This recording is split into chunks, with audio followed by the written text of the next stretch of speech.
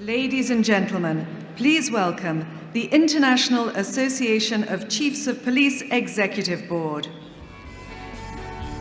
Parliamentarian Ronald Serpis, Professor, Loyola University of New Orleans.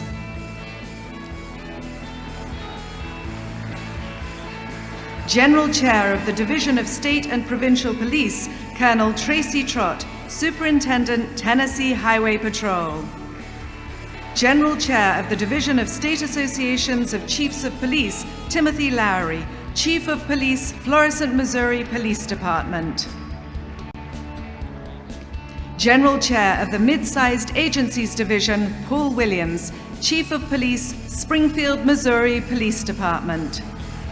International Vice President Patrick Stevens, Chief Commissioner of the Belgian Federal Police and Director of Counterterrorism, Interpol. Vice President at Large Richard Smith, Chief of the Wakefield, Massachusetts Police Department.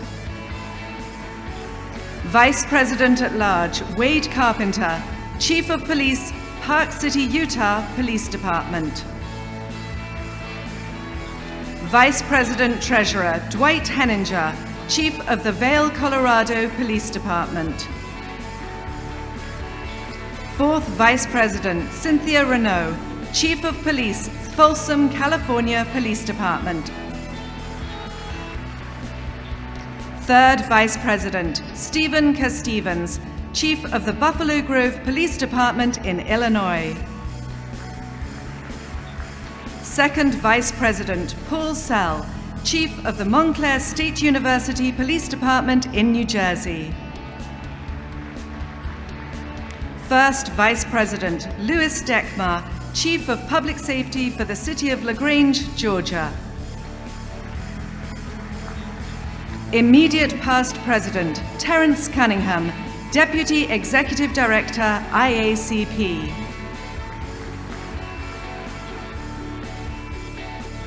And IACP Executive Director and Chief Executive Officer, Vincent Tellucci.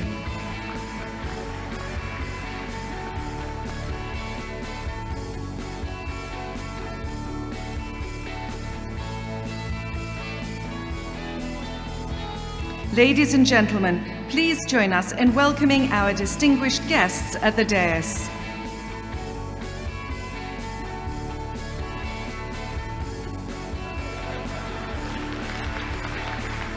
Commissioner Richard Ross, Philadelphia Police Department. And Cressida Dick, Commissioner of the Metropolitan Police.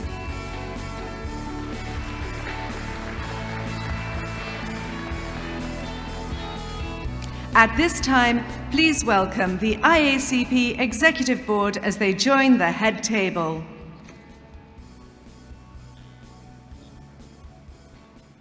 And now, please welcome the President of the International Association of Chiefs of Police, Donald DeLuca.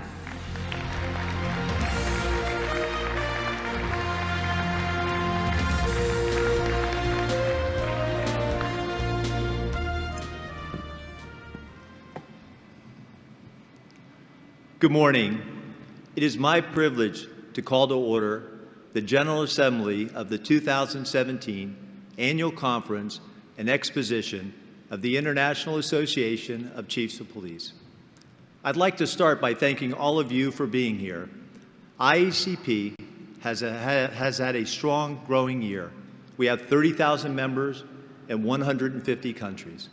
From the leaders who built this organization, the IACP Executive Board, Board of Directors, our life members, our retired chief, our active and associate members, all the way through to those who just joined the association in the last year. Everyone made this possible. And as IACP membership grows, your access to global best practices, a leadership network, and a strong voice for advocating for our profession has increased. So thank you.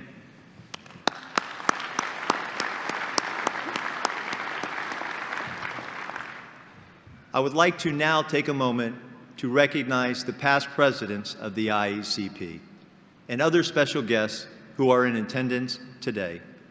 To those past presidents here today, as your name is called, please stand for recognition. Please remain standing until everyone has been introduced for a round of applause. Charles Reynolds, John Wetzel, David Walchuk,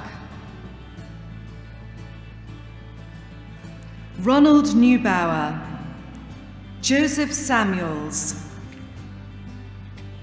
Ronald Rucker, Russell Lane, Michael Carroll, Mark Marshall, Joost Zachary, Richard Berry.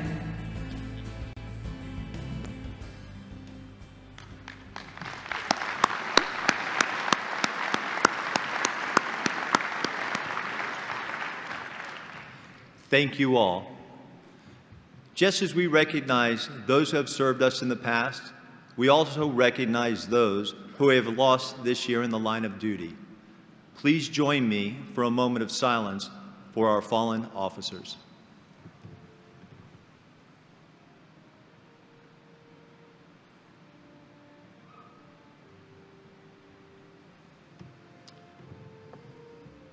At this time, I would like to invite past President Ronald Neubauer for a memorial for Major General Eugene Cromartie, IACP's former Deputy Executive Director and Chief of Staff.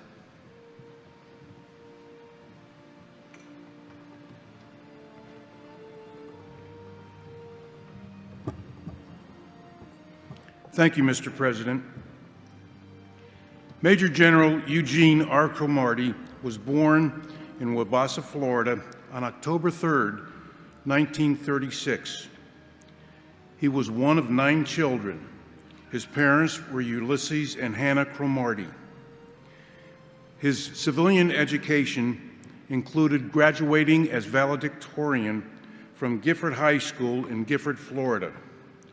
He graduated magna cum laude in 1957 from Florida A&M University with a Bachelor of Science degree. That was the same year that he married the love of his life, Joyce Mims. He also earned a Master of Science degree in Education and Counseling from the University of Dayton. His education achievements included being selected as class president during all 4 years of his undergraduate work. He was the ROTC regimental commander and a member of the Alpha Kappa Mu and Kappa Delta Pi National Honor Societies and Alpha Phi Alpha fraternity. He entered the United States Army in June of 1957 and completed various military schools during his career, culminating with his attendance at the National War College in Washington, D.C. His assignments in the service included commanding a military police company, 2 military police battalions, a criminal investigation region, and finally, the 2,200 member of the Army Criminal Investigation Command. His staff duties included Assistant Professor of Military Science at the University of Dayton and staff and faculty member at the Command and General Staff College and the U.S. Army Military Police School. His overseas assignments included 2 tours of duty in Germany and 1 in Vietnam. His decorations include the Distinguished Service Medal, 2 awards of the Bronze Star, and the Parachutist Badge.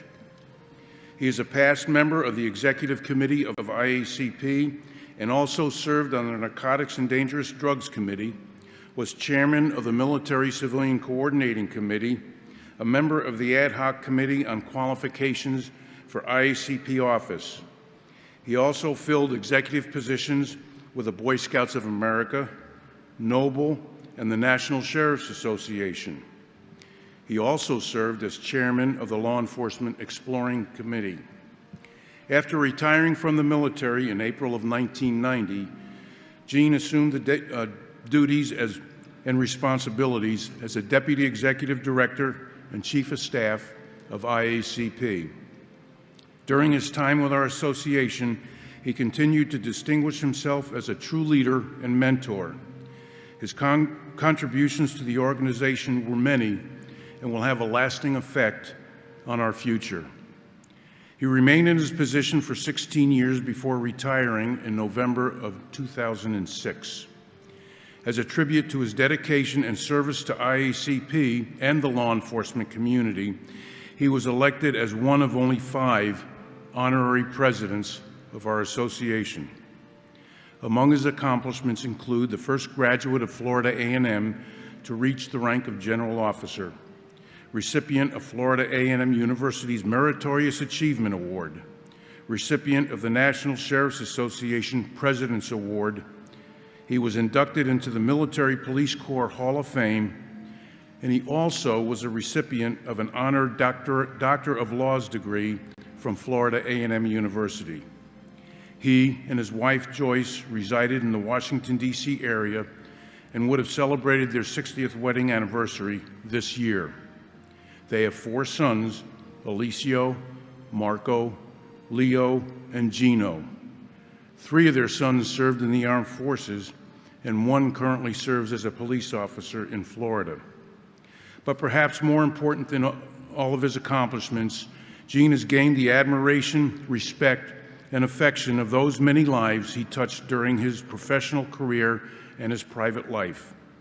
As a testimony to this legacy, I was amazed at those individuals who attended his memorial service in March. Included were a large number of current and former IACP staff members, a large group of his college fraternity brothers, and a number of individuals who were friends of his sons who attributed success in their life to Gene's mentoring. There was also a large contingent of current and past members of the U.S. Army who also had their lives touched by this great man. Throughout his various assignments and career paths, he has touched the lives of many through mentoring and friendship.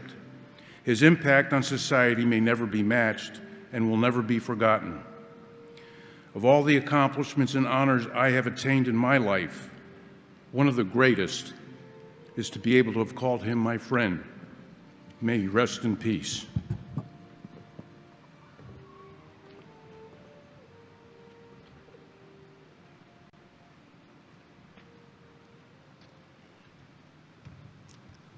Thank you, Past President Neubauer.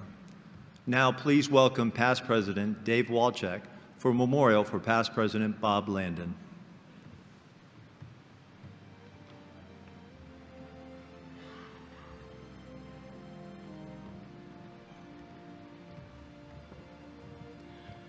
Thank you, Mr. President.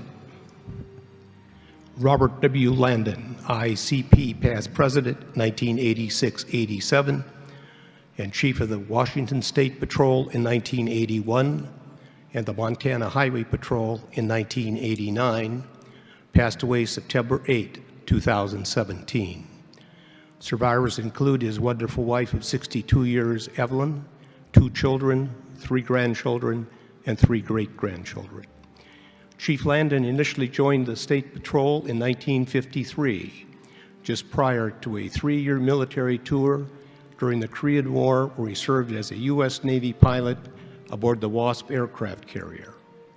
Returning to the patrol in 1965, he worked up to the ranks and was appointed chief of the Washington Patrol in 1977, retiring in 1981. That year, he was selected as chief of the Montana Highway Patrol, the only person ever outside the agency to be appointed chief, retiring again in 1989. Following his retirement from the Montana Highway Patrol, he joined the staff of the Washington Association of Sheriffs and Police Chiefs until his 3rd retirement in 1998. He continued to remain active, teaching at the college level while serving as an expert law enforcement witness and consultant. Chief Landon was an intelligent man. He held a law degree from LaSalle Extension University, a BA and Master's in Public Administration from the University of Puget Sound, and a PhD in Administration and Management from Walden University. In addition, he was a graduate from the Northwestern University Traffic Institute's 1-year program. I met Chief Landon in the mid-1980s when I first became involved with the Executive Committee, now the Board of Officers of the IACP. I was immediately impressed by his demeanor and obvious concern for the association. My impression grew as I continued to observe him throughout the years. President Landon was elected during probably the most tumultuous time in the history of the IACP. We were technically bankrupt, federal grants were cut off, and we were forced to sell our headquarters building in Maryland. It was almost the end of the IACP. His first act was to appoint IACP's first Financial Review Committee, directed to develop a financial plan ensuring our recovery, leading us to where we are today. I talked with many of his associates following his death to ensure I had a complete sense of this man. Without that input, I know I could not have given him due justice in this eulogy. Chief John Batiste of the Washington State Patrol described Chief Landon as a gentleman, kind, humble, and intelligent with an excellent demeanor, a person who cared about people. The chief shared a story during the Mount St. Helens eruption on May 18 of 1980. In the midst of this crisis, Chief Landon took the time to visit an elderly man 3 or 4 times, trying to convince him to come down from his house on the mountain. The man refused and unfortunately perished during the incident. Colonel Thomas Butler of the Montana Highway Patrol also shared his thoughts about Chief Landon and his contributions to that agency. He stated, and I quote, "I know he was a progressive guy as he started the communication centers, started the aviation program, had the agency nationally accredited, and ended up being president of the IACP. His mark still remains in the agency, and we are where we are today because of the progressive changes he started," end quote. President Landon was a stalwart for many years, not only within the law enforcement profession, but in his numerous contributions to the community in which he lived. Bob was the ultimate professional, a kind person, intelligent, caring, and always a gentleman. Who could ask for more? May he rest in peace.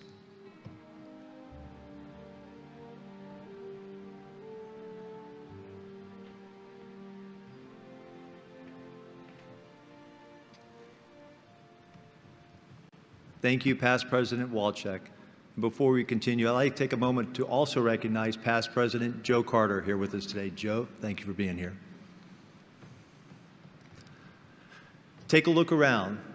Today is Uniform Day, and while it's clear to see the different states, cities, countries that we represent by our uniforms, it is also the thing that unites us and reflects the great commonality between us.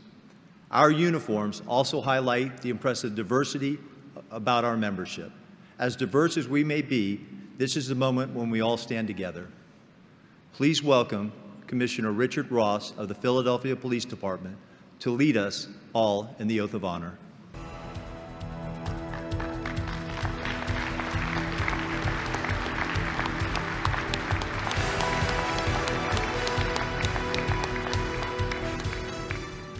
Please rise. And if you will, raise your right hand and repeat after me. I will never betray my profession,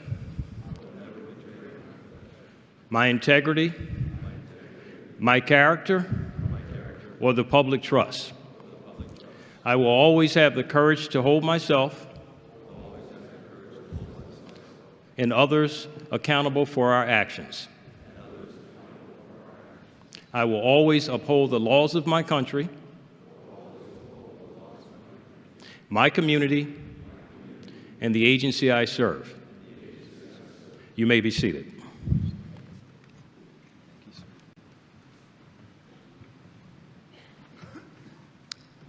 I want to acknowledge again that partners like Platinum Partner Motorola Solutions are what make this event possible.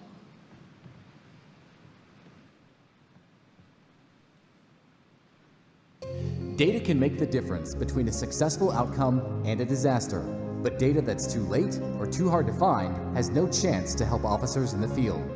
What's needed is a whole new approach.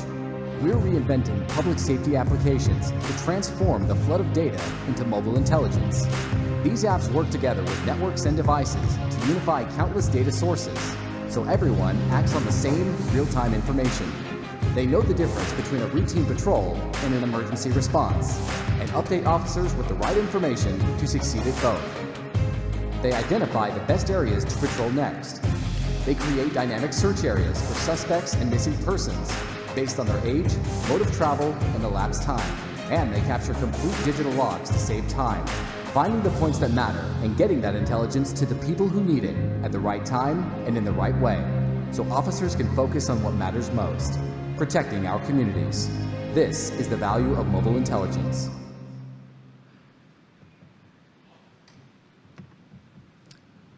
None of us know if or when that moment is going to come, that critical moment in which an officer sees the need to go above and beyond the call of duty. They probably don't think they're being extraordinary in that moment, but the rest of us see it. And we want to recognize officers we see as heroes. The IACP Target Police Officer of the Year Award is presented annually to honor those who went above and beyond the call of duty. The official ceremony was Saturday evening at the IACP Foundation's 11th Annual Gala. Let us watch a short video featuring our finalists.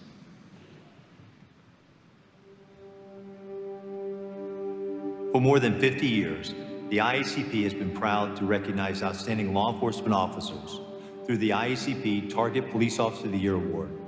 Our nominees this year highlight the importance of working together to strengthen communities and protect lives.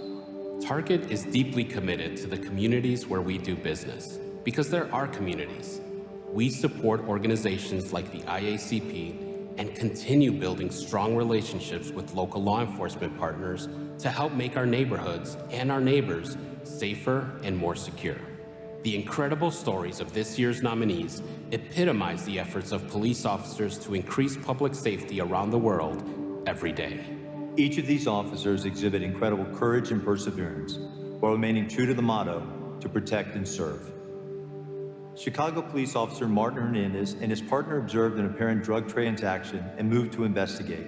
Officer Hernandez exited the passenger side of his vehicle to question the suspect, who began to run. As Officer Hernandez closed distance on the suspect, she turned and fired, hitting him in the chest. Saved by his bulletproof vest, Officer Hernandez returned fire along with his partner, wounding the suspect and taking her into custody. Officer Hernandez then called for emergency medical services and rendered aid to the offender until they arrived. Special Agent Crystal Griner and Special Agent David Bailey were serving as Dignitary Protection Division agents at an early morning practice for the annual Congressional Charity Baseball game when a gunman opened fire from behind the third base dugout. The agents immediately radioed for assistance and returned fire, drawing the gunman's attention away from the unarmed players on the field, some of whom were seriously injured. Special Agent Griner was shot in the leg, but kept engaging as Special Agent Bailey, hit by bullet fragments, advanced onto the field toward the gunman's position. Within 2 minutes, Alexandria officers Kevin Job, Nicole Battaglia, and Alexander Jensen arrived to provide support. While Officer Job engaged the suspect, Officer Battaglia drew the shooter's attention toward her cruiser, allowing Officers Jensen and Job to move into a better position to engage the suspect as he moved behind home plate. The officers kept the shooter engaged and unable to target further civilians until he was neutralized and taken into custody. Lieutenant Scott Smith was one of the first officers to respond to a call that an active shooter was inside the Pulse nightclub in Orlando. Smith organized a team, entered the building, and fired at the heavily armed gunman, allowing fellow officers to rescue dozens of patrons and employees, some of whom were critically injured. Lieutenant Smith then directed the deployment of arriving SWAT operators as the gunman barricaded himself in a bathroom with several hostages. After a tense standoff, the gunman told negotiators they had 15 minutes before he would detonate bomb vests he had strapped to 4 of the hostages. Lieutenant Smith coordinated the breach of the bathroom wall from the outside, and the gunman emerged, firing rapidly. Despite the imminent danger from explosives and gunfire, SWAT team members, including Smith, returned fire killing the suspect and rescuing the hostages. Technical Lieutenant Peter McLean and Technical Sergeant Brian Rumrill battled high winds, blowing snow, and low, thick clouds to rescue 2 college students stranded near the summit of Algonquin Peak, New York's second highest mountain. Following a half-dozen unsuccessful attempts, the rescuers took advantage of a break in the clouds that lasted only seconds. Fighting strong winds to keep the helicopter steady, they lowered a cable and lifted the frostbitten climbers to safety. Once the couple was taken to a nearby medical center, McLean and Rumrill took off again to rescue 2 exhausted forest rangers who were caught in deep snow during the search. The valor of these finalists speaks directly to what the law enforcement community stands for each day, and the remarkable work being done by officers around the globe. These men and women are committed to building stronger and safer communities for us all. We are grateful for the dedication, perseverance, and commitment of this year's finalists and the entire law enforcement community. And it is in the spirit of that community, due to the incredible courage of the officers involved, that the 2017 IACP Target Police Officer of the Year Award is shared among 2 sets of nominees. Lieutenant Scott Smith of the Orlando Police Department, Special Agents Crystal Griner and David Bailey of the United States Capitol Police, and Officers Nicole Battaglia, Kevin Jobe, and Alexander Jensen of the Alexandria Police Department.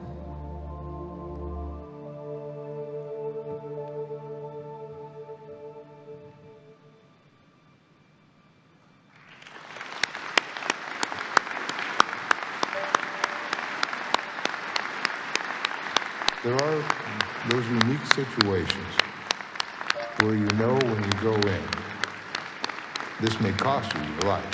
This was certainly one of these horrific active shooter situations. These occur on a regular basis. And it doesn't matter what jurisdiction you're with. It doesn't matter what law enforcement agency, what patch you wear. Everyone trains for a possible active shooter. Sad to say, it's something that happens more and more often, but I think law enforcement has definitely taken a lot of steps to be prepared for it. The area where this happened, it's a beautiful area on Monroe Avenue. The YMCA is right there. And there's a dog park right next door to it. And to the left of it is a child's playground. There's school bus stops nearby. Kids, moms, dogs, people going to the coffee shop.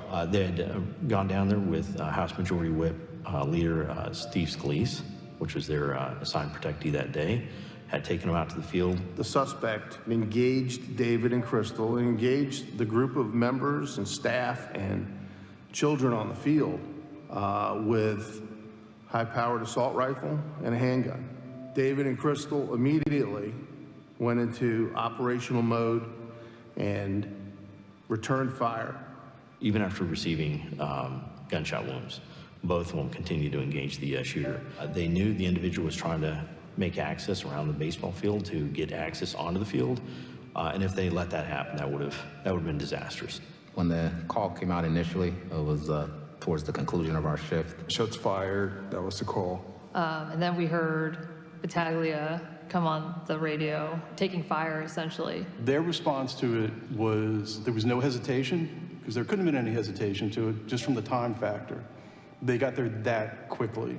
Officer Jobe, who responded on the scene at the very beginning, responded to the area where the special agents were from the Capitol Police without cover.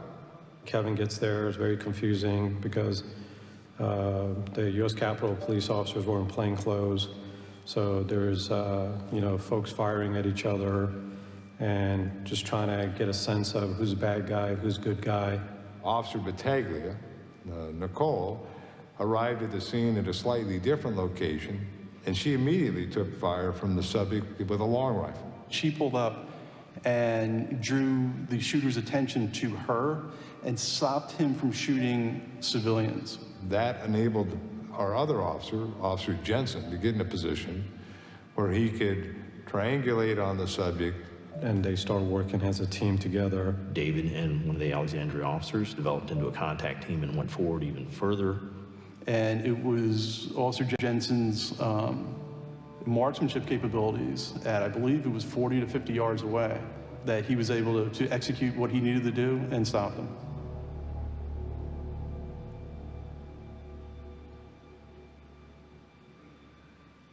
front. Yes, that's where they are. Hang on. Hard cover, guys, hard cover. We were extremely fortunate that Scott was working that night. I hear the off-duty unit come over the radio, and in the background you could hear the shots being fired. And that was the first time I heard Scott's voice or Lieutenant Smith's voice say, hey, if he's still shooting, you need to go and challenge him. That was the first thing I remember him saying on the radio, and I'm like, that's a damn good thing to say on the radio. I think Scott recognized the situation as something that was different. He still heard gunfire, and to kind of lead from the front is the best choice. Walking up to the club, I knew that there were going to be dead people or people that are dying or injured, but it did not prepare me for what was inside. Not knowing the layout of the building, not knowing where the gunfire is coming, they're trying to kind of methodically search and figure out, where it's coming from. I saw Lieutenant Smith in like a diamond formation walking across the dance floor on the opposite side of the room, which clued me into the fact that none of this area is secure or has been searched. Going through every little nook and cranny, some places that you would think that no, one person could not possibly hide there, we found 5 people. Michael opened up a door that was behind us, and it ended up being a bathroom with a lot of people in it, and we got all those people out of there. Once we had basically eliminated any possible other areas in this club that the terrorist could have been, he popped his head out of the door. The way he's looking at Scott, Scott's taking that as like, hey, this guy is assessing me, he's looking at me, he's deciding if he can win. That was Scott, first one in to this active shooter situation, not knowing where the suspect is because of the echoing and because of the sounds. He still went in there, which is amazing. And I would say, frankly, the most bravest and courageous act I've ever seen as a police officer. Come on, this way. I was talking to some of the patrons in the club that we had removed, and they were saying that they were getting texts from people inside the bathrooms saying that he is threatening to place explosive vests on us. And send them out to the 4 corners of the building and detonate the building. We decided that the best course of action was to try to rescue as many people as possible, so we chose the south bathroom. As they moved the Bearcat around to the north side to be able to breach that wall, the gunmen came out and started firing at our officers. So our officers returned fire, with Scott being right there with them, returning fire, and they were able to kill him. We train to respond to these type of incidents, but you don't really know how you're going to respond. It takes special people to kind of charge in the gunfire and to go out there and put their lives on the line for complete strangers because it's the right thing to do. Just the most amazing thing is doing what's not natural to us, which is going towards sound of gunfire when everybody's running past you the other way. That doesn't come through thinking. That comes through heart.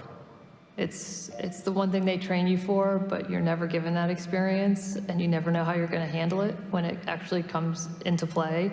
And they did it. They did it without question. They did it without fear of their own lives. They just did what they had to do, and they got the job done. And they ended it, and they saved a lot of lives that day.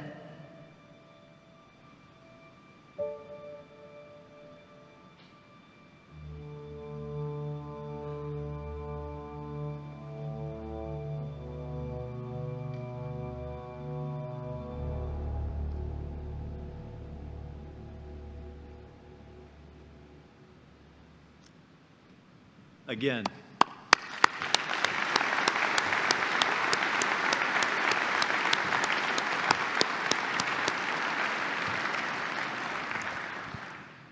as you can see, all of our finalists were certainly deserving of this distinguished award. It is now my honor to welcome to the stage the IACP Target Police Officers of the Year, beginning with Special Agents David Bailey and Crystal Griner of the United States Capitol Police, Washington, D.C., accompanied by their chief, Matthew Verderosa.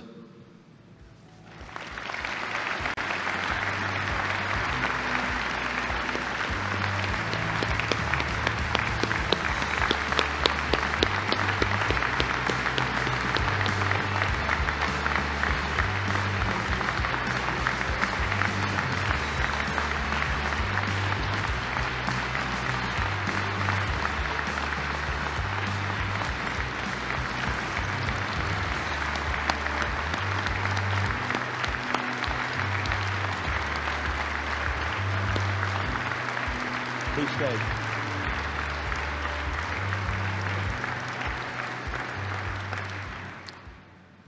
Let's have Officers Nicole Battaglia, Alexander Jensen, and Kevin Joe from the Alexandria, Virginia Police Department come up accompanied by their chief, Mike Brown.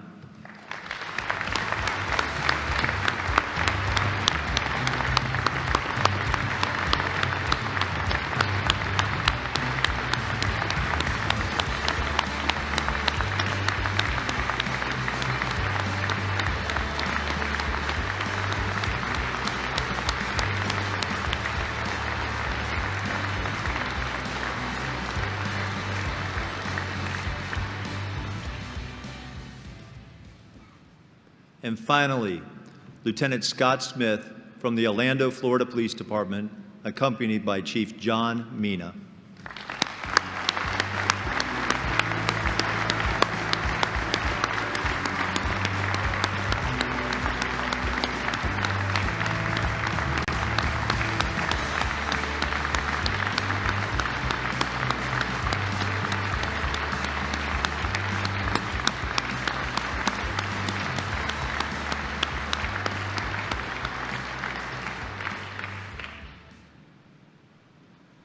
Joining our recipients today, Tony Heredia, Vice President, Corporate Compliance and Ethics, Target Corporation. Please come to the stage.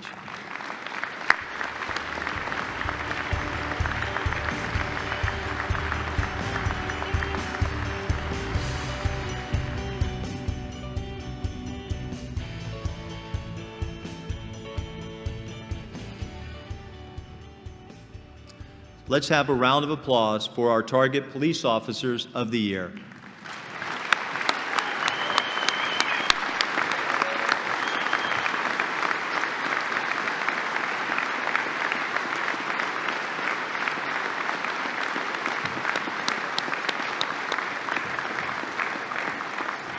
Incredible service from all the award candidates. Thank you to Target and congratulations to all.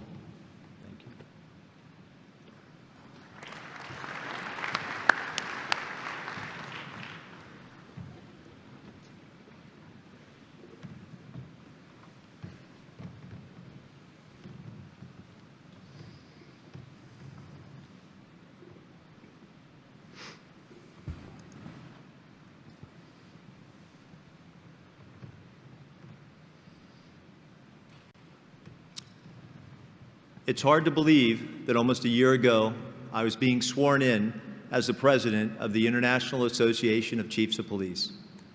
As I take a moment to reflect back on this past year, I can't help but feel humbled and grateful for the opportunity I was given. I had the chance to meet and talk with many global policing professionals whom embody what it means to be a law enforcement officer, putting the safety of our communities and those we serve above all else. The dedication, devotion, and collective wisdom of these leaders I crossed paths with throughout the year are truly remarkable. I would like to thank all of you for your service as law enforcement professionals and for the work you do and leadership. As a chief, my top priority is my officers. However, in assuming the role of president of IACP, not only the officers of the Doral, Florida Police Department, but the entire membership of the IACP and the entire profession became my priority.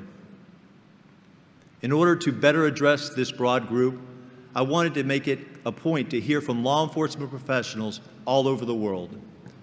I knew that listening to these diverse perspectives would allow the association to feel and understand more effectively. Bringing forth these perspectives would help guide the way in strengthening the police profession. It was less than a month into my term as president when the law enforcement community was shaken by a series of unprovoked, violent attacks against police officers in the United States. In November 2016, 4 U.S. officers in 3 states were victims of ambush-style attacks, all within a 24-hour period. I spoke to chiefs who were telling their officers to avoid eating in public facilities while in uniform, or to always have at least 2 officers together, whether in a car, on a bike, or on foot. I was also hearing from officers who were out patrolling the streets every day that they felt like they were being targeted. Violence against the police is not something new. However, we knew something had to be done. From a knife-wielding attack near Buckingham Palace, a vehicular and knife assault in Edmonton, Canada, to the recent ambush shooting in Polk County, Georgia, our officers face potential danger every time they step out on patrol. Too many of our officers have made the ultimate sacrifice of been severely injured in the line of duty. That's why we stood up a task force to address global violence against law enforcement. This task force met and also hosted a series of focus groups with line officers, mid-rank officers, and community members. These meetings helped us gather input and guidance on the issue of violence against the police and develop concrete recommendations to help further prevent tragedies. The information we heard in these focus groups was both enlightening and sobering. Officers participating in focus groups expressed a sense that violence against the police is increasing. Officer hesitation, depolicing, and an erosion of public respect for police were a few of the key themes discussed. In response to this message we heard, the IACP developed a series of new resources and updated some existing tools. It is our hope that these resources will help law enforcement leaders as they work to understand officers' fears and concerns and implement new initiatives and programs to keep their officers safe. In an effort to continue hearing directly from you, our members, the IACP continued our Critical Issues listening tour that began in 2016. We held listening sessions in Arizona, Illinois, Tennessee, New York, California, and Montreal. The final session was held here in Philadelphia. The purpose of these listening sessions was to gain a better understanding of the culture in each of your agencies.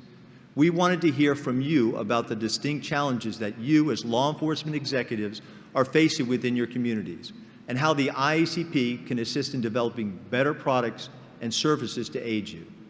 Issues like recruitment and retention, public safety's role in public health, and community police relations have been reoccurring themes. The topics and policy issues emerging from these sessions will define and guide the efforts of the IACP that we'll undertake over the next several years. In fact, they have already been a focal point in our advocacy efforts and discussions with elected officials. This year, I testified before the United States Senate on law enforcement's response and interaction with persons affected by mental illness. The concerns I heard on the listening tour regarding law enforcement's increasing public health role, officers serving as de facto social services workers, and agencies' needs to effectively respond to persons affected by mental illness were the centerpiece of my testimony. So I thank you for not only voicing your concerns, but for offering potential solutions that I could share with the members of the United States Congress. The topics of de-escalation and use of force have also been a continual focal point. Whether the pressure is from the media, political figures, community members, or other groups, law enforcement agencies are being asked to examine their current use of force tactics and policies. This trend is why in 2016, the IACP formed a partnership with the Fraternal Order of Police to convene a leadership summit with law enforcement organizations to examine the use of force by law enforcement officers, discuss differences surrounding proposals that seek to change the use of force standards, identify areas of consensus, and collectively map out a path forward on use of force issues. As a result, the IACP and 10 other law enforcement organizations released a comprehensive national consensus policy and discussion paper on the use of force to aid agencies as they examine and develop their own policies. Another issue facing communities and law enforcement agencies today is hate crime. Hate crimes incidents are heinous acts that plague our communities. What makes these incidents so malicious is their impact spreads far beyond the direct victims and their families.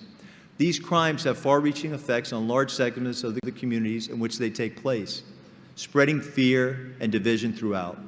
These incidents can cause divisions within our communities, which have the potential to impact law enforcement as well. That is why we formed an advisory committee to look at hate crimes. This past month, members of the advisory committee began the difficult and purposeful work of developing key principles for enhancing the response to hate crime. The committee will meet several more times, with the goal of developing a comprehensive action agenda for public officials, community leaders, law enforcement officers, and justice system leaders to better respond to hate crimes.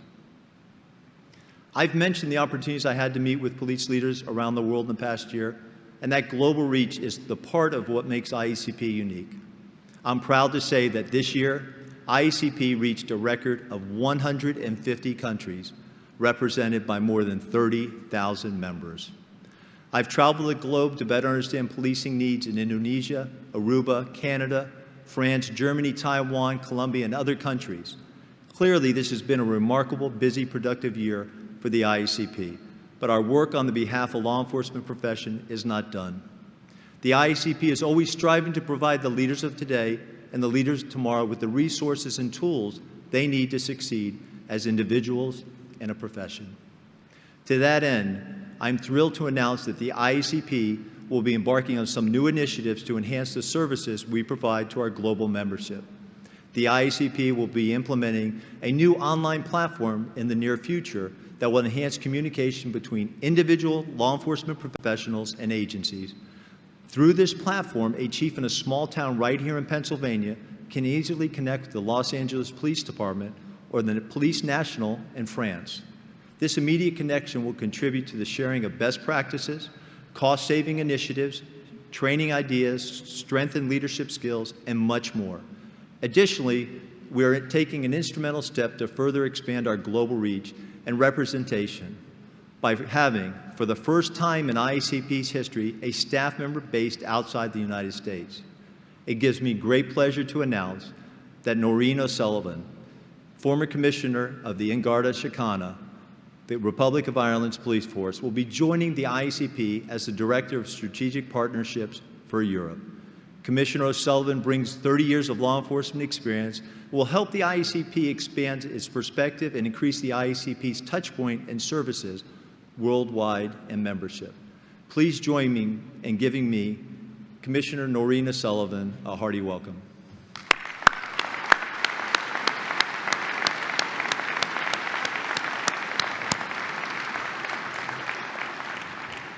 As we continue to look forward, it is important to note that 2018 has a special significance for our association. In 1893, a group of law enforcement leaders came together to collectively address challenges, generate innovative solutions, and shape the policing profession. In 2018, we will celebrate 125 years since that first meeting. To mark this major milestone, it is my honor to unveil the 125th anniversary IACP logo.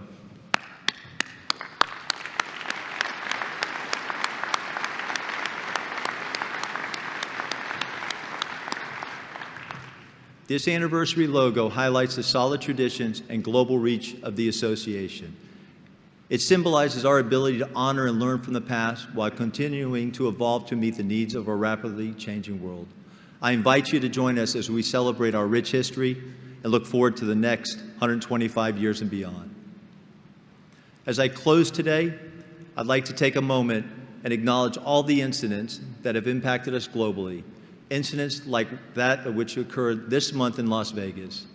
I challenge all of us to seal that memory and images of those events into our soul so that we have a constant reminder of the sacred role police officers play to keep our communities safe.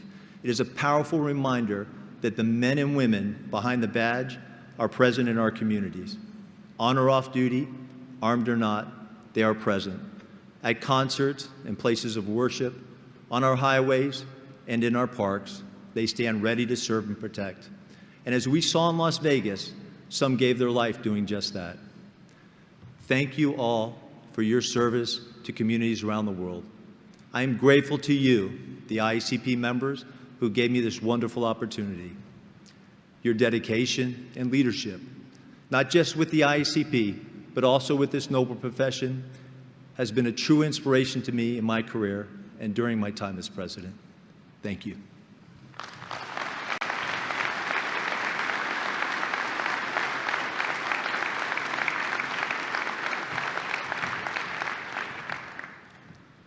Our sponsors support police in a variety of ways. Platinum partner Axon is one of those partners we rely on out in the field.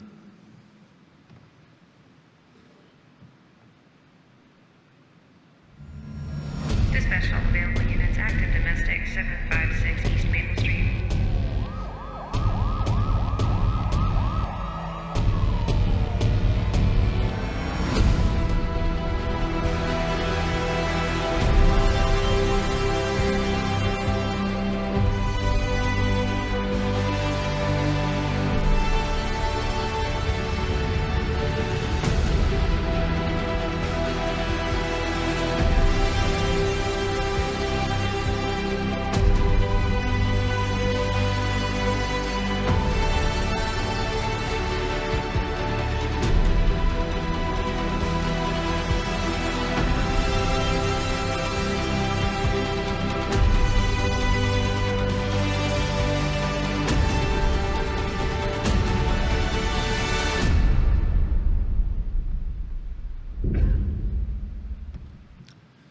Our next order of business this morning concerns the election of officers.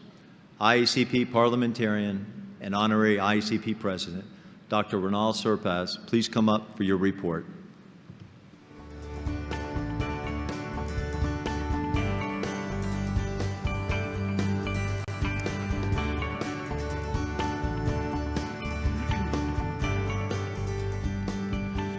Good morning. Thank you, Mr. President.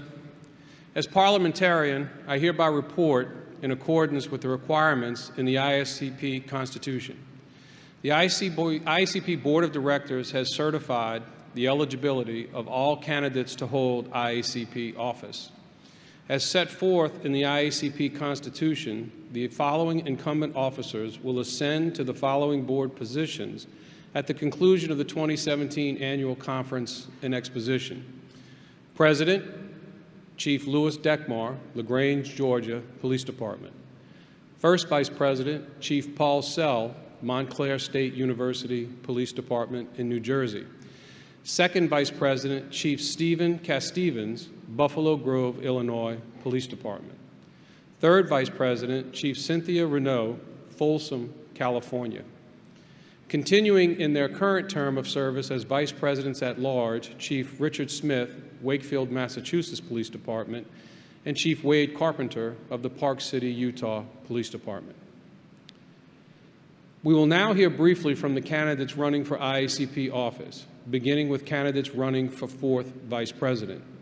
Please welcome Chief Chris Wagner, Chief of Police, Denville, New Jersey Police Department.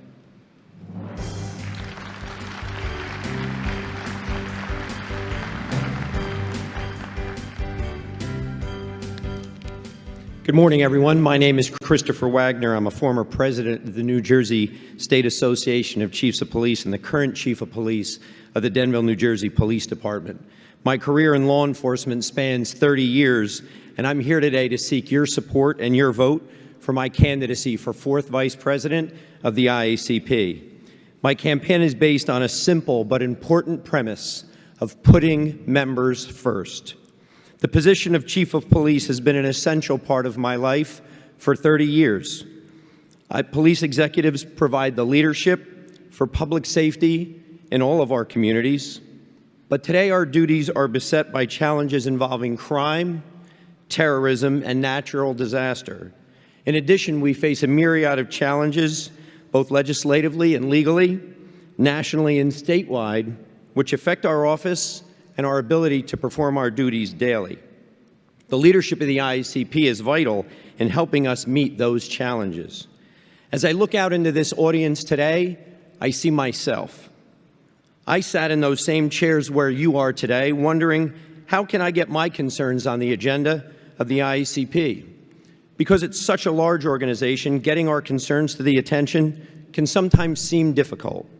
I wanted to do something about that. And so today I've become a candidate for your fourth Vice President of the IACP. I seek to be your voice, to get your concerns heard and acted upon. If you're seeking that voice, then I'm your choice.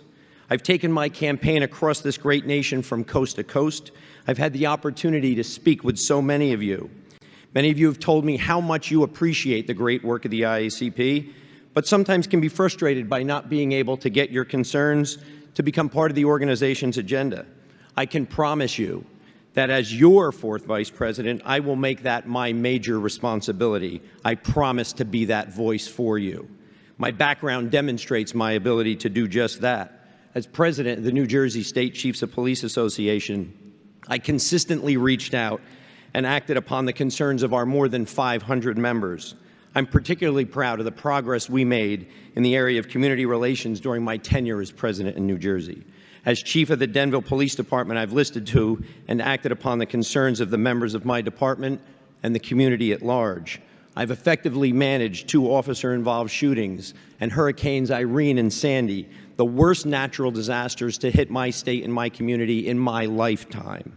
As a law enforcement professional, I've championed the concerns, training, education, and latest technology for our policemen and women.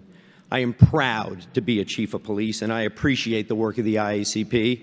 And even more, we can be effective together in addressing the challenges that beset our profession. I want to be your voice to make that happen. I seek to be that voice, and I thank you for your courtesies and attention, and I ask you for your vote today as fourth Vice President. Thank you.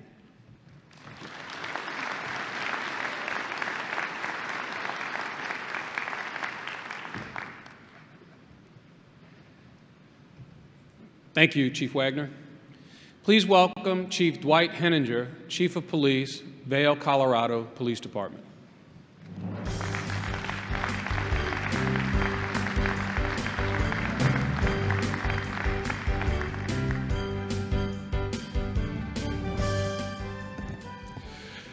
Good morning. My name is John Mean. I'm Chief of Police in Orlando, Florida, and today it's my pleasure to introduce Dwight Henninger, Chief Dwight Henninger of the Vail, Colorado Police Department and candidate for the IACP 4th Vice President.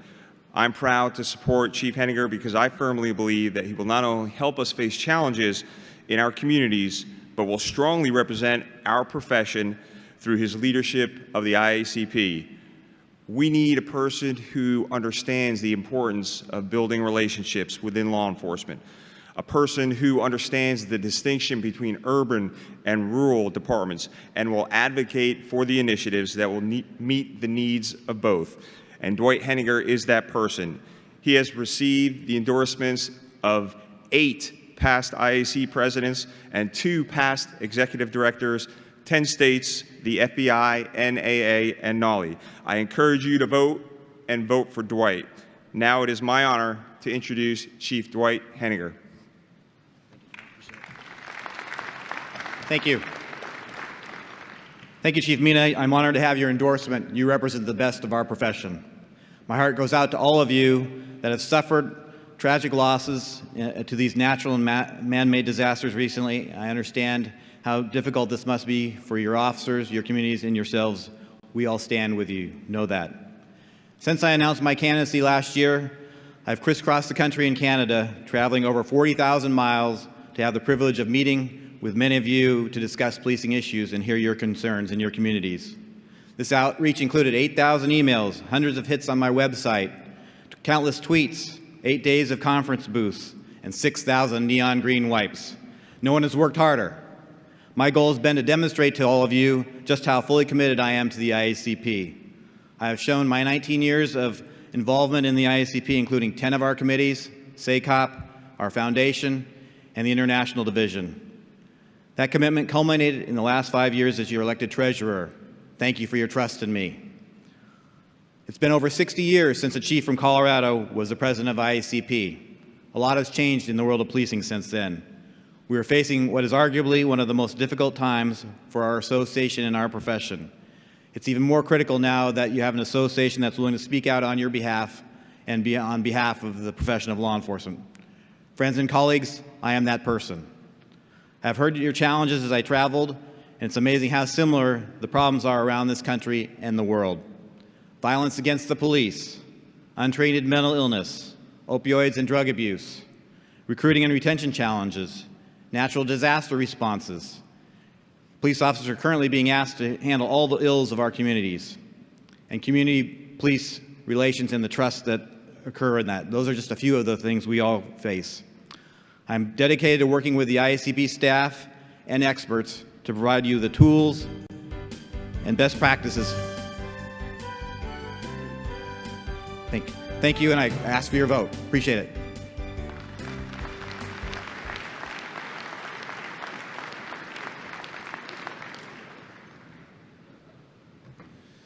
Thank you, Chief Henninger. Please welcome Director Frederick Horan, Director of Public Safety, Bensalem, Pennsylvania.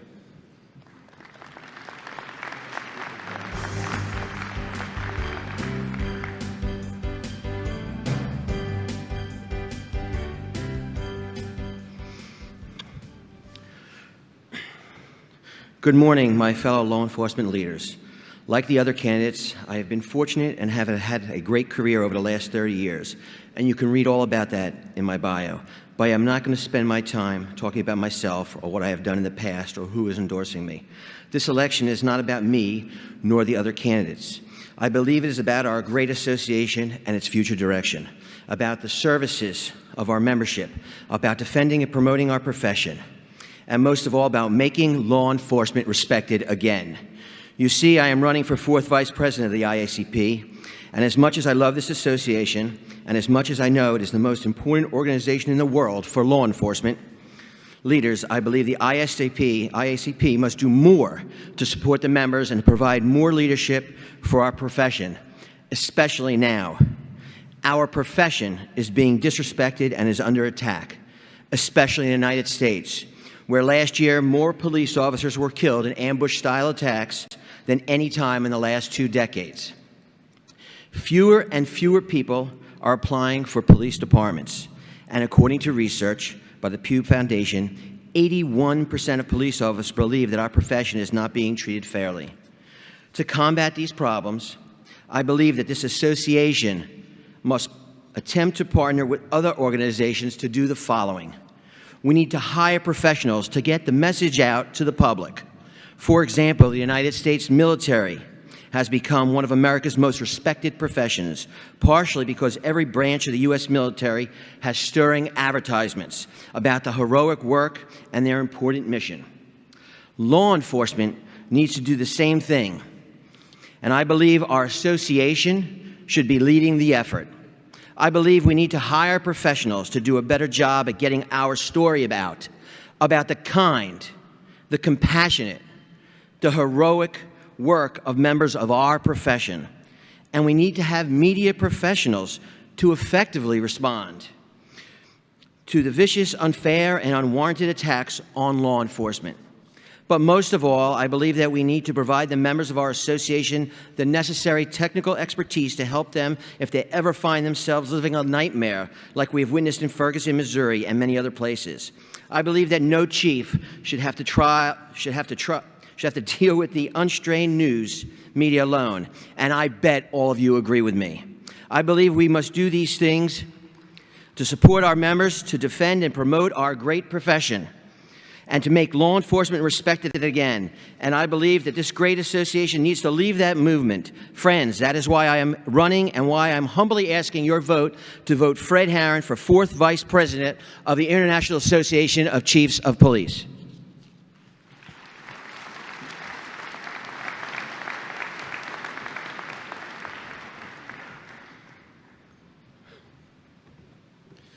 Thank you, Director Horan. And now I call on the candidate for Vice President Treasurer. Welcome Ken Walker, Chief of Police at West University Place, Texas.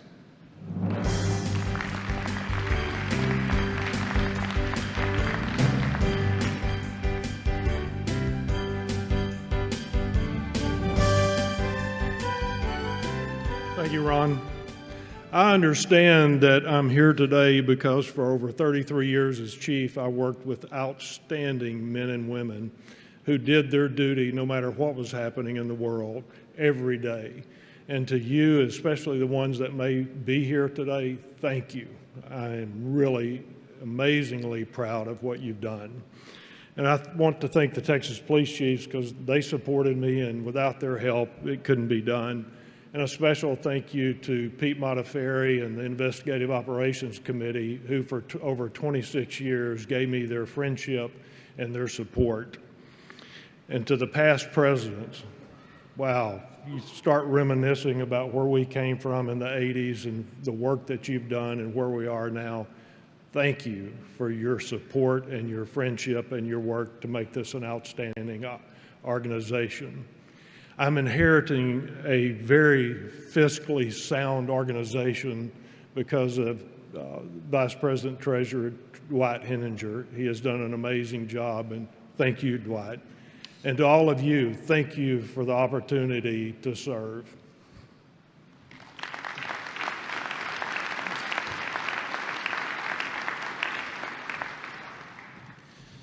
Thank you, Chief Walker, and thank you all candidates. Visit the candidates at their booths on the 200 level in Hall E foyer. Voting is located on the 100 level in the Broad Street atrium and is open today from 8 a.m. to 4 p.m. Please be sure to cast your vote in this important election. According to the provisions of the IACP Constitution, candidates who run without opposition are not required to be voted on by the membership. Since Chief Walker is running unopposed for the office of Vice President Treasurer, the Chair will now entertain a motion that the election of Chief Ken Walker be confirmed by voice vote for the office of Vice President Treasurer. Do I have such a motion? Motion has been moved. Do I have a second? All in favor signify by saying aye. All opposed, say nay. The ayes have it, and the motion carries. Congratulations to Chief Walker.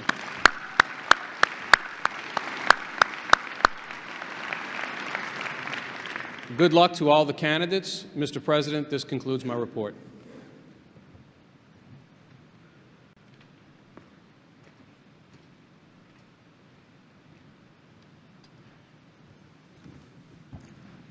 Thank you, Honorary President Surpass. Be sure to make your voice loud and clear. Vote today until 4 p.m. in the Broad Street Atrium, 100th level. I think it's safe to say that all modern police forces are adapting to challenges that maybe some local police have never faced before. But organizations like London's Metropolitan Police Service have to meet those challenges while also acting on the world stage. The Met, as it's called in the UK, or Scotland Yard, as most of the world knows it, delivers local policing to 8.5 million Londoners, and at the same time coordinates the British Police Counterterrorism Network, a role that sees its officers stationed alongside and working with law enforcement colleagues across the globe. The threat to London is multi-layered and ever-changing. So far this year, London has seen attacks in which terrorists use vehicles to mow down pedestrians, while others use knives to kill and injure, and still more. Several Met officers have been among the casualties, and one, Police Constable Keith Palmer, lost his life while protecting Parliament. The Ariana Grande concert bombing in June that killed 22 people saw the Met closely supporting its colleagues in Manchester. Away from terrorism, the Met is also investigating the deaths of more than 80 people in what was seen as the worst fire the country's had in decades. Being Commissioner of the Metropolitan Police is therefore a heavy responsibility.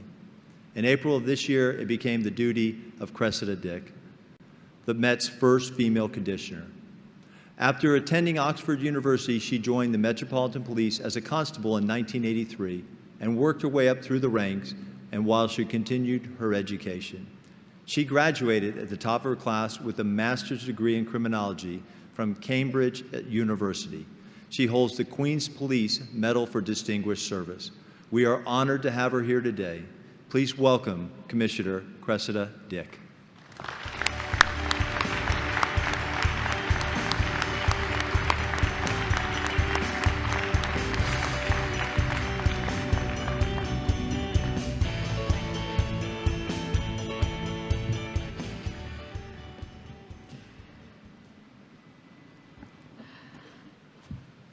Mr. President, thank you so very much for inviting me here today. It is a privilege, it's an honor, and I have found it humbling this morning. I think it's appropriate that my first overseas visit as Commissioner is here to Philadelphia. You will know that Mr. Penn founded here with the principles of religious tolerance and democratic governance, and he was an English Quaker. And as you also know, I come from London, a city I'm very proud of.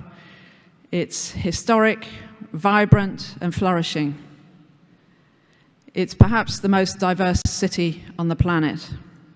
A huge financial center, a global capital city with a strong reputation for a wide range of first-class cultural and sporting events. And it's mostly very safe. In the last 3 years, we had 110 or less homicides each year.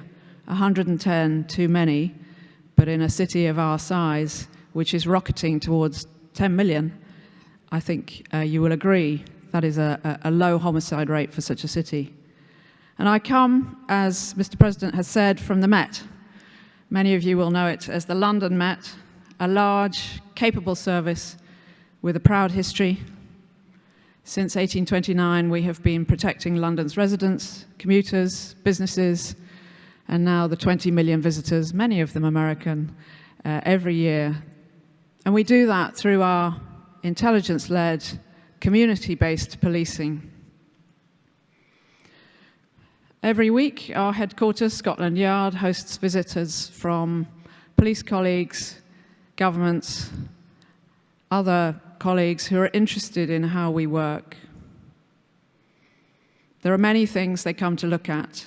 I won't bore you with the list, but they also want to see how we deal with serious crime and how we deal with terrorism, a challenge in one form or other throughout my policing career and before.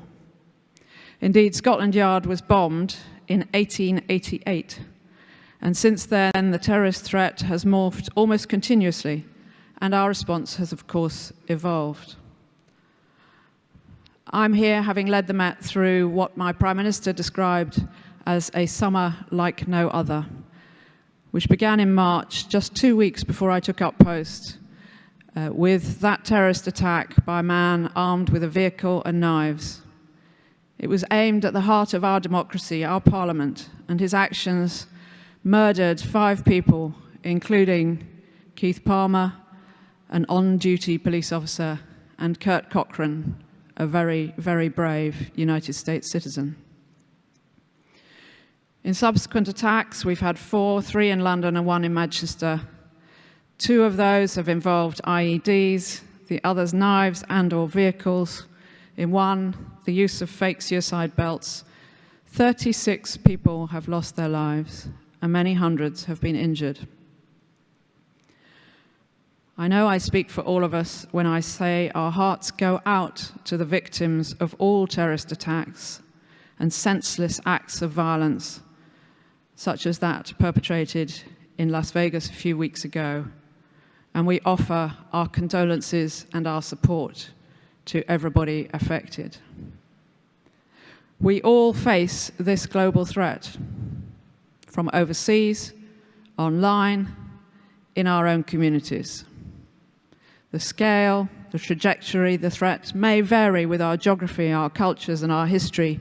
We may think our vulnerabilities are different, but this threat is not one that any country or city can afford to ignore. It is truly global.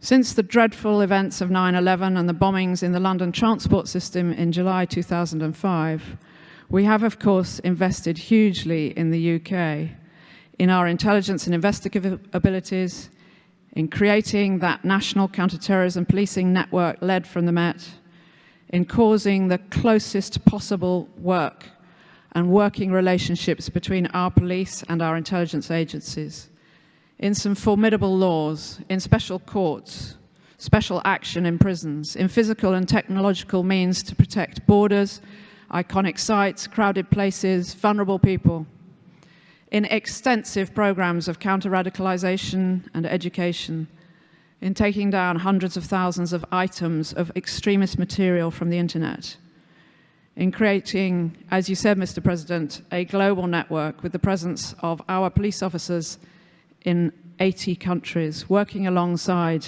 international and agency colleagues to try to intercept the threat to UK citizens upstream and to assist our joint security. Over the last 4 years, 20 lethal attacks in the United Kingdom have been foiled. 7 in the last 7 months. Several were in the very last stages of preparation. Many, many more will have been prevented by the early interventions we've made with our intelligence agency colleagues. In the last 3 years, we have brought nearly 400 people to justice for terror-related offences. We have made an average of an arrest a day in relation to terrorism for the last 2 years, and we have helped hundreds and hundreds of vulnerable people being preyed on by radicalizers or being influenced by graphic propaganda online to get back on track. So we have experience and we have investment. And as we watched the ghastly events in France, in Belgium, in Spain, in Germany, and of course Ohio unfold, we in the UK did our best, not just to prevent attacks, but to prepare for the worst, focusing particularly on the marauding attacker. I am immensely proud of the response. Learning from our own and others' experience, yes, it has depended on new skills and some equipment and kit. Equally importantly, it has benefited from constant multi-agency planning and exercising. Emergency services, military agencies, government departments, hospitals, local authorities, understanding each other's capabilities, our requirements, our responses, and creating effective systems of command, coordination, and control. We've also exercised with the media, working through what they can expect from us and what they would need from us in the aftermath of an attack. With businesses, what is their plan when, as we say, the threat level in this country goes to critical? We've raised awareness in our communities and exercised with our community leaders, encouraging, for example, our faith leaders to have a plan ready for the aftermath of an attack. But most of all, of course, I'm proud of our people, the women and men of the Met and London's other services who responded without hesitation, showing enormous courage, professionalism, and compassion, making great split-second decisions in chaotic and terrifying circumstances, using their initiative but staying disciplined, trusting themselves, trusting each other, trusting the unseen systems, carrying on with great resilience and more determination than ever not to give in to terrorists, to get the city back up and running, to investigate thoroughly and chase down other threats as soon as possible, to learn every lesson and to stand up and be counted. Amidst all the shock, grief, and horror, London itself has responded with resilience. Commuters arrived, as usual, at London Bridge Station on the Monday morning after the Saturday night attack. The life, business, and tourism of my city has carried on. All our planned major events continued, better protected, and no doubt much more expensive for us and the organisers, but they continued. We saw some temporary increases in hate crimes, I must say from a very low base, so they increased, but still in small numbers. And virtually all of these were of relatively low-level abuse, very unpleasant and upsetting, but nevertheless, the vast majority low-level abuse. It was a temporary increase. We had no disorder. Our diverse, integrated city seemed, if anything, more united. The scale of investigations we and our colleagues at MI5 face is now greater than ever before. My friend Andrew Parker, the Director General of MI5, our domestic intelligence service, talked last week of over 500 live operations involving 3,000 individuals the returnees from Syria and Iraq, some no doubt brutalized and militarized, and the growing pool of, he said, over 20,000 individuals looked at in the past. Our experts describe this as an upshift, not a spike in threat, fueled by Daesh's murderous strategy and online propaganda, directing attacks, encouraging UK extremists to kill, inspiring attacks generally by lone actors or small groups, vulnerable people, or anyone who will listen to their poisonous message. He also said the threat is more diverse than he has ever known, and that they are sometimes now coming at us more quickly. Whether crude or complex, attacks can sometimes accelerate from inception to planning to action in just a few days. The pace, together with their ability to exploit safe spaces, either ungoverned territories overseas or online, makes them, harder to detect. In the face of this increased, more challenging threat, there is no silver bullet. We cannot, as we say in the UK, arrest our way out of this problem. As the so-called caliphate collapses, we cannot be sure how the power and influence of Daesh will change in the coming months and years. And of course, Daesh are by no means the only group that poses a terrorist threat to our citizens. In the UK, we don't believe our model is broken, but we are asking searching questions.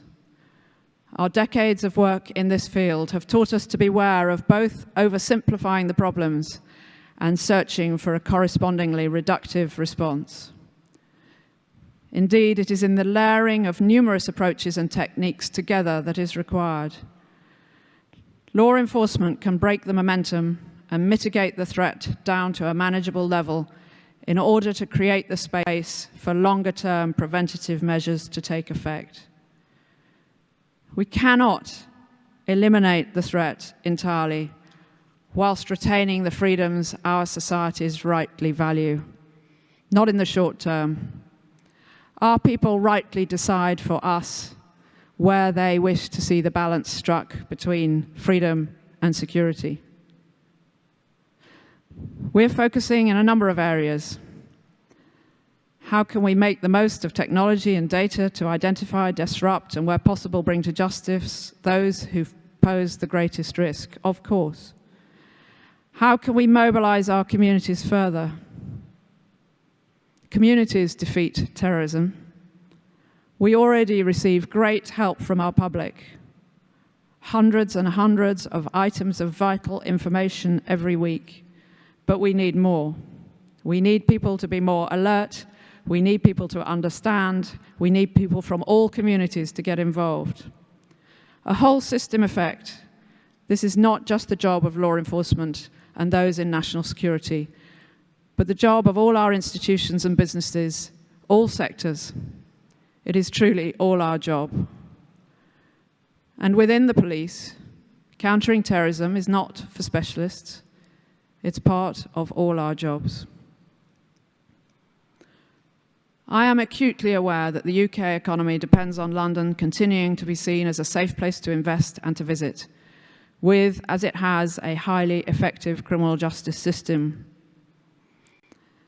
The Met and our partners will strain every sinew to keep it safe in the future. As a global city police force, we must continue to be outward-looking. Now more than ever, we must learn from others in law enforcement and beyond. Bad, tragic events bring introspection. Of course they do. We must never forget, and we should dwell on what happened. But they should also be a driver for innovation and change and open-mindedness. Across the globe, we can all do more to share insights, ideas, and good practice, to adopt common standards and expectations, to join the dots, to bring more influence on global organizations and industries to help us tackle this threat, to engender more responsibility to help make the virtual world a more hostile place for terrorists to hide and to operate. I'm delighted to be here to learn from all of you. And I look forward to welcoming some of you to the Met, and at the risk of insulting some colleagues here present, welcoming you to what I regard as the greatest global city, London, in the months and years to come. Thank you very much indeed.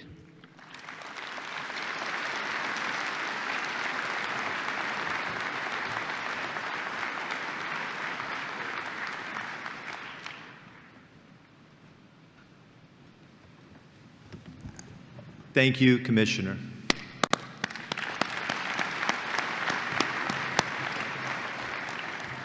Just as our membership is global, so are our partners, like IACP Platinum Partner AT&T FirstNet.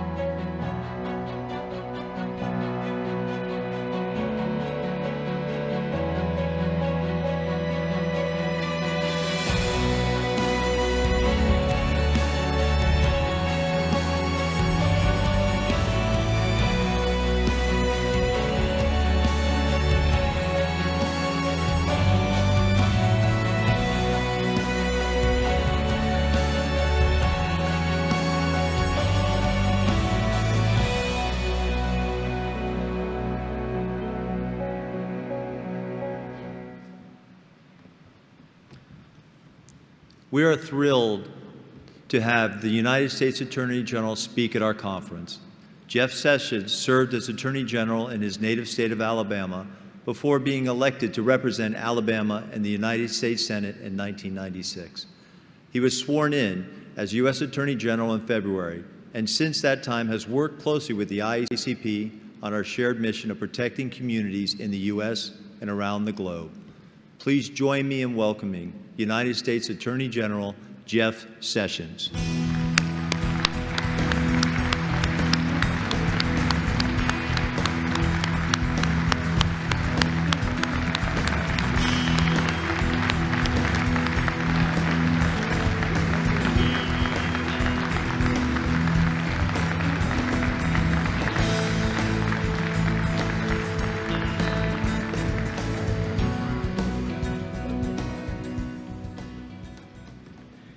Wow, what a crowd.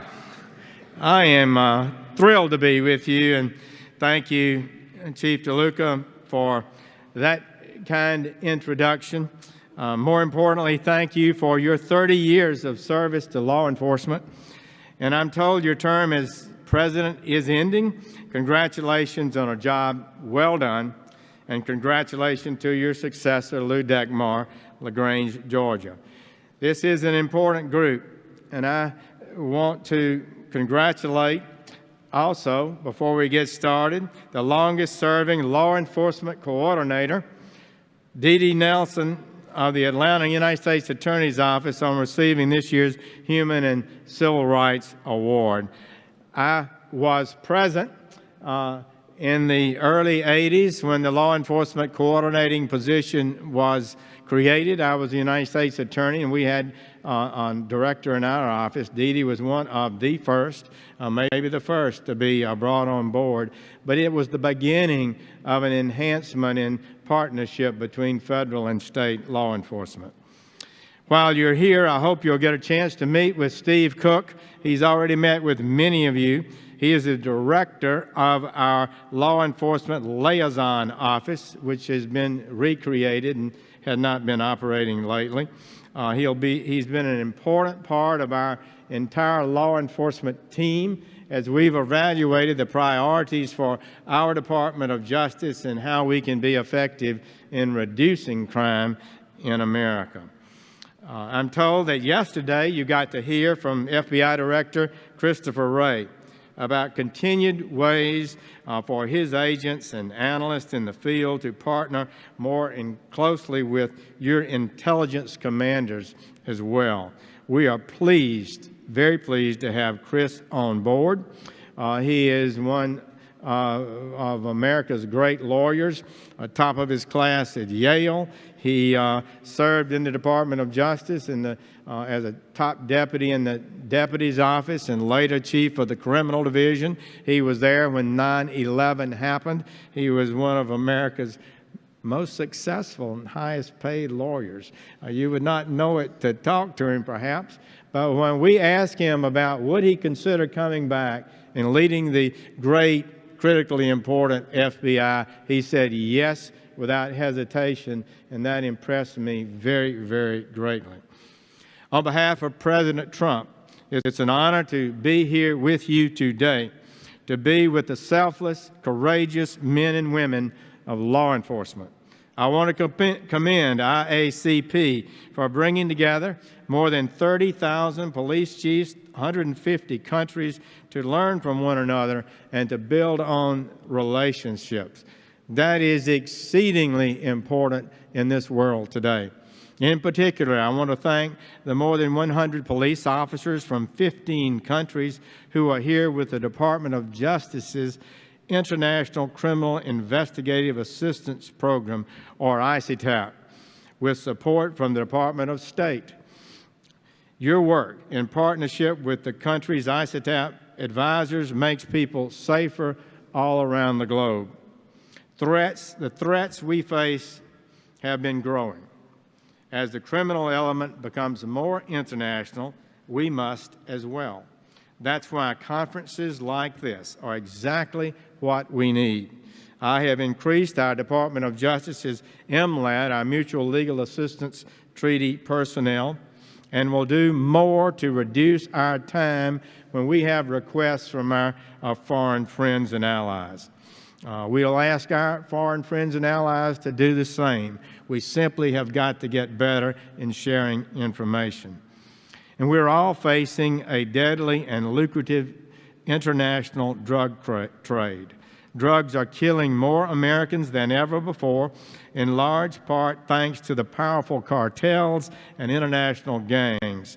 And deadly new synthetic opioids like fentanyl present even more dangerous and new threats. Perhaps the most brutal of these gangs is the MS-13, which is based in El Salvador, but whose tentacles reach across Central America, Europe, through 40 United States states, and to within yards of the U.S. Capitol. With more than 40,000 members worldwide, including 10,000 in the United States, MS-13 threatens the lives and well-being of each and every family in each and every neighborhood that they infest. MS-13 members brutally rape, rob, extort, and murder, guided by their own motto, kill, rape, control. They leave misery, devastation, and death in their wake. They threaten entire governments. They must be and will be stopped. But at the Department of Justice, we have a motto too: justice for victims, consequences for criminals. This motto, and this is our motto, and that is our mission. We intend to dismantle them. Cross-border collaboration is essential. We've already achieved some important successes this year. Just last month, the Department of Justice, along with our partners in El Salvador, Guatemala, and Honduras, most of this happening in Central America, announced criminal charges against more than 3,800 gang members operating across the United States and Central America. This coordinated action, known as Operation Regional Shield, targeted MS-13 and 18th Street gang members and seized their firearms, vehicles, and other assets. But this work is not finished. I am announcing today that I have designated MS-13 as a priority for our organized crime drug enforcement task forces. These task forces bring together a broad coalition of our federal prosecutors, DEA, FBI, ATF, our ICE officers, our Homeland Security investigators, the Internal Revenue Service, the Department of Labor, Inspectors General, the Postal Service inspectors, the Secret Service, the U.S. Marshal Service, and the U.S. Coast Guard. And they all have one mission: to go after criminal gangs and drug traffickers at the highest levels. Now they will go after MS-13 with a renewed vigor and a sharpened focus. I am announcing that I have authorized them to use every lawful tool to investigate MS-13. And not just our drug laws, but everything from RICO, racketeering, to our tax laws, to our firearms laws. Just like we took Al Capone off the streets with our tax laws, we will use whatever laws we have to get MS-13 off the streets. And we value our state and local partners in this effort. But MS-13 is not the only target of our international cooperation. In July, we announced the seizure and takedown of Alpha Bay, the largest dark net marketplace takedown in history. This site hosted more than 200,000 drug sale listings and was responsible for countless synthetic opioid overdoses around the globe, including the tragic death of a 13-year-old in Utah. This takedown was successful because of our close cooperation with our international partners at Europol, Thailand, the Netherlands, Lithuania, Canada, the United Kingdom, France, and Germany. They were partners in this effort. The success resulted in the arrest of the perpetrator in Thailand, who committed suicide shortly after the arrest. But at the Department of Justice, we don't just coordinate with national governments. We're a federal department, but we also coordinate with our state and local law enforcement. In the United States, 85% of law officers serve at the state and local level. We cannot succeed without our local police chiefs and those you lead. Back in February, just weeks after taking office, President Trump issued an executive order that asked the Department of Justice to enhance the protection and safety of law enforcement. This critical mission is a critical mission for us. Law enforcement is a noble profession, one that demands and commands respect. In all our words, we in the Department of Justice will seek to lift up your professionals, to work with you, to weed out bad apples that might appear on occasion, but to affirm the great integrity of our police officers and the mission of our departments. I'm here today on behalf of President Trump and the Department of Justice to say thank you. I am proud to stand with you. The Department of Justice is proud to stand with you. We have your back.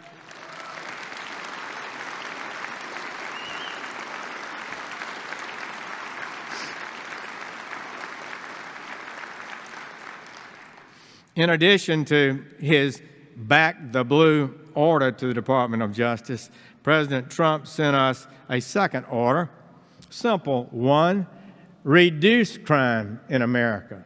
We're not here to preside over ever-increasing violent crime in this country. Our goal is to reduce it. His third order was to dismantle transnational criminal organizations. In order to fulfill these important goals, I changed the charging policy for our federal prosecutors, trusting them once again and directing them to charge what I think Congress always expected, to charge the most serious, readily provable offense. Further, I ordered our prosecutors to focus on taking illegal guns off our streets. I know you share that vision. It's been shared with me by your leaders. Since then, we've seen a 23% increase in the number of criminals charged with unlawful possession of a firearm. 23% increase. That makes us all safer. but especially the law enforcement officers who are conducting searches, making arrests, and going into dangerous circumstances. I know this is a priority for you and all our police chiefs around the nation. And we understand our state and local partners are our strongest allies, our greatest resources, and that you deserve our support and affirmation. That's why in July, we reinstituted our adoptive forfeiture sharing program, ensuring that criminals will not be permitted to profit from their crimes.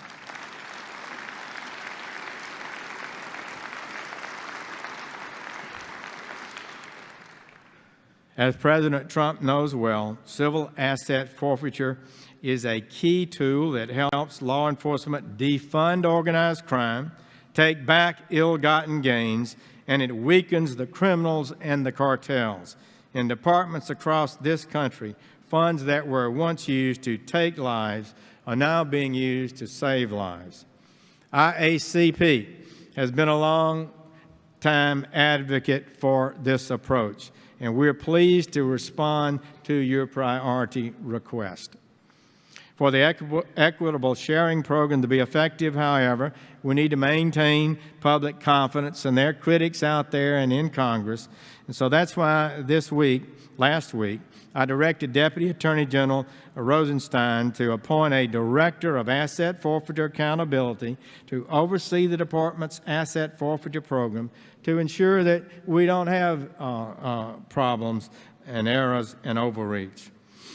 I want this director to work immediately on recommendations like updating the asset forfeiture program's policy guidance. Better asset forfeiture practices will make us more effective and better partners with you. The Department of Justice also provides help through our grant programs. So today I'm announcing that IACP and several other law enforcement agencies will be receiving awards through the Department's Office of Community-Oriented Policing Services, or COPS.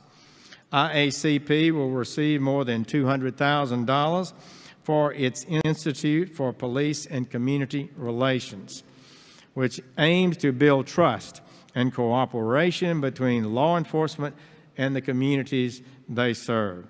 We know, and it's a given, that any professional department, police department, must focus every day on community relations. To suggest that departments and chiefs of police are not doing that every day and it's not a priority for you is totally to misunderstand the nature of modern police work today.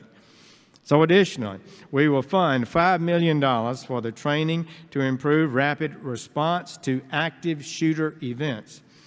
And as I just announced this past weekend, the department will soon award about $100 million in grants to state and local law enforcement agencies to hire more police officers.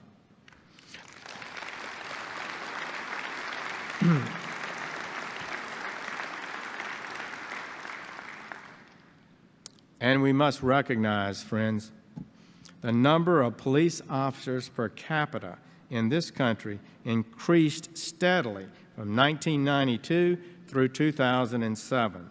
At the same time, we saw historic and steady decreases in the crime rate. But from 2000 to 2012, the number of police officers per capita fell nearly 6%. Since then, the number of federal prisoners has decreased by 1/8, almost 14% in just 3 years. Average sentences fell 19% in federal court. Many states have also cut prisons. State and local prisons are down 6% since 2009. Now, some might be happy about that and seek to congratulate themselves, but crime is up. The murder rate has suddenly jumped by more than 20% in the last 2 years. The violent crime rate by nearly 7%. The murder rate increase is the highest increase since 1968. So it seems to me that we really have something other than a sentencing problem. We have a crime and violent crime problem. Hiring more police can help change that. But I want to be clear about something. Our goal is not just to fill up courts and prisons. I know it's not your goal. Our goal is to reduce crime, just as President Trump has directed us to do. Our goal is to make every community safer, every neighborhood safer, especially our most vulnerable. We need no more people in prison than is necessary to put people in prison. But prison, I'm sad to relate to you experienced officers, is necessary. Still, prevention and reentry programs can contribute, but we cannot turn a blind eye to this rise in violent crime. That's why I'm also announcing today that several state and local law enforcement agencies will receive $3 million through the Community Policing Development Program. These awards will help equip our state and local partners with better training, tools, and tactics to fight crime and serve their communities. We know good community-based professional policing works and can reduce crime in America. And that's what this is about, serving our communities. That's why we're here. Everyone in this room, even though you may be from all over the globe, is united in one mission. Whether you're from Indiana or India or rural Alabama, we all serve the same goal: protecting our families, our cities, and our communities from violence and crime. And while no two countries or even cities in America face the same situation, we face many of the same threats and can benefit from many of the same tactics and policies. We truly believe that our Project Safe Neighborhood program that we announced just recently will complement your community-based policing tactics and help us work together. To sum up, let me share a few personal thoughts. During my almost 40 years in this work, hard to believe if you count 20 on the Senate Judiciary Committee, and I think I do, I have come to understand that we must see our criminal justice system as a whole, a single entity. From our police officers to our state law enforcement officers, to our state and federal forensic departments, to our federal officers, to our local and state prosecutors, to our probation and parole officers, to our prison system, to our judges and juries. We are one system. Yet we have different roles, different laws, different lines of authority, and different funding sources. Over the last several decades, we have definitely reached higher levels of partnership and collaboration than ever before. One of my highest goals, please note, is to continue and accelerate this level of cooperation. We at the Department of Justice, with our federal partners at the Department of Homeland Security and other federal agencies, FBI, DEA, ATF, U.S. Marshals, fabulously trained agents all, know there is more that we can do together.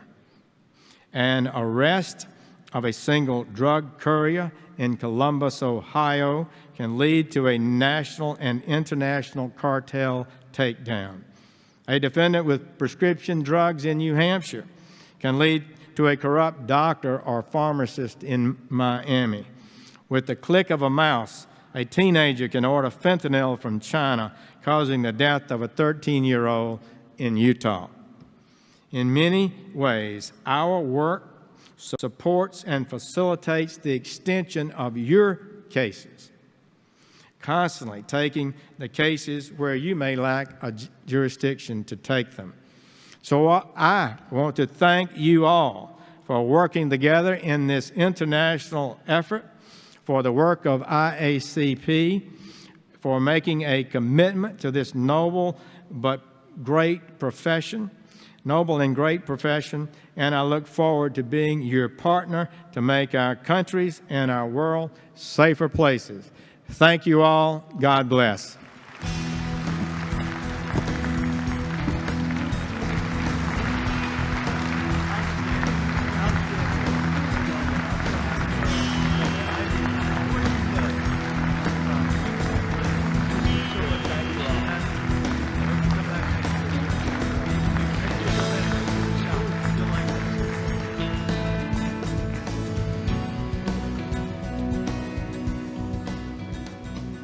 Thank you, Attorney General Sessions, for your comments and observations. We're going to take a moment to look ahead now. For those planning to announce their intention to run for IACP office at the 2018 IACP Annual Conference and Exposition in Orlando, Florida, please go to one of the standing microphones now and identify yourself, your police agency, and the position you intend to run for. Mr. President, I'm Will Johnson, Police Chief in Arlington, Texas. I serve as a member of the Executive Board, Chair of the Civil Rights Committee for the IACP, and I'm announcing my candidacy for the at-large Vice President position. Thank you.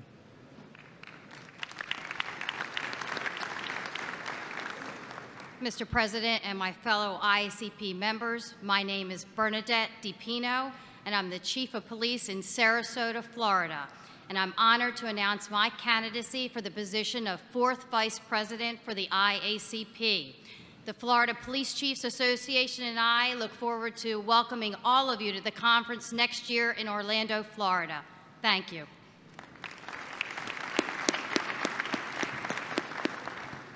Good morning. Roy Taylor, Chief of Police, Capitol Special Police in Raleigh, North Carolina, announcing my candidacy for 4th Vice President of the IACP. I look forward to your vote. Mr. President, members of the board, IACP guests, and members of the IACP. My name is John Letney. I'm the Chief of Police in Apex, North Carolina, a member of the Board of Directors and the immediate past General Chair of the IACP Division of State Associations of Chiefs of Police. I've been afforded many opportunities to lead at the local, state, national, international levels, and I accept that responsibility to make something out of the experience, to serve our members and help you develop our profession's next generation of police leaders. Therefore, I am excited to announce that I am a candidate for 4th Vice President of the International Association of Chiefs of Police.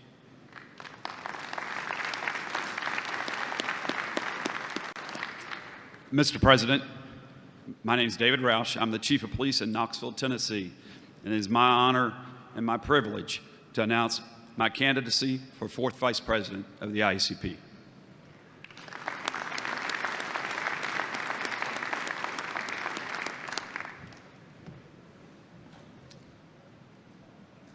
Thank you all, and good luck to all of you. We have a great program today, tonight, and tomorrow, with something for everyone to enjoy. Visit the Exposition Hall, stop by the Hub, and be sure to come by and enjoy tonight's IACP Chiefs Night. It will be a fun event, including 4 different venues: the Reading Terminal Market, the Filbert Street Block Party, the Field House, and the Grand Hall of the Pennsylvania Convention Center. Enjoy an Oktoberfest-themed evening, endless market vendors, and of course, Monday Night Football, where the hometown, the Eagles, will battle the Washington Redskins. Check details on the conference app and make sure you wear your credentials. You will not be admitted without your credentials. A quick reminder before we go, Tuesday we have our Critical Issues Forum. We will discuss the impact of Ferguson, Missouri on policing and community safety and what that means for our profession. It will be moderated by CBS correspondent Jeff Pegues and feature panelists Chief Scott Thompson of Camden County, New Jersey Police Department, Jim Pasco, Senior Advisor to the President of the National Fraternal Order of Police, Sheriff Richard Stanek from the Hennepin County Sheriff's Office, Minnesota, Delrish Moss, Ferguson, Missouri Chief of Police, and Vanita Gupta, President and Chief Executive Officer of the Leadership Conference on Civil and Human Rights. You won't want to miss that session. That is it for now. Don't forget your credentials for Chiefs Night. The General Assembly is now adjourned.